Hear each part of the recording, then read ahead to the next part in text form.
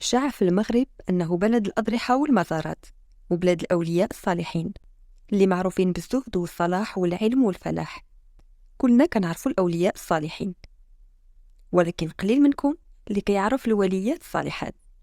الوليات الصالحات سلسلة رمضانية اللي غادي ترافقكم طيلة شهر رمضان المبارك باش نتعرفوا معكم على بعض الوليات الصالحات في مدينة مراكش. سولنا ناس من مدينة مراكش شنو كيعرفوا على الوليات الصالحات.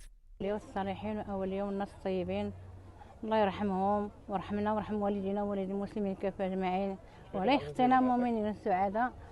تنعرف سيدي بعباس سبتين بن جعفر مولا باب الخميس، عتفوا لي غير سيدي بعباس. تنعرف سيدي عباس جبار. لا تحضريت ظهرت هاد التسمية في صيغة أمازيغية في العهد المريني، والكثير من قادة بني مرين كيحملوا اسم ابن تحضيرت أو أحضري، وهو اسم عنده ارتباط بالحضارة. لا تحضريت بنت السلطان أبي الحسن المريني، ومن أعز بناته يقال لها لا تحضريت أو حضرية. تحضريت ما كانش عندها دور في مجال العلم أو السياسة كباقي الوليات، لكن قدرها قحمها في أحداث تاريخية دموية.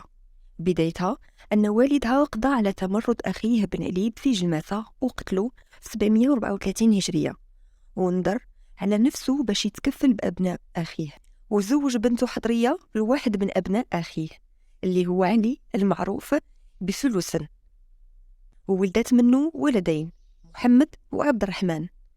وكان محمد حازم متطلع للسلطة، خصوصا بعد الفتنة اللي تبعت وفاة السلطان أبي عنان في 759 هجرية، وتخلص منه خاله السلطان أبو سالم، الشيء اللي غادي يصيب حضرية بنكبة في فلدة كبدها. وعاشت تحضير منكوبة طيلة حياتها بسبب النكبات المتتالية اللي عاشتها وسط أسرتها.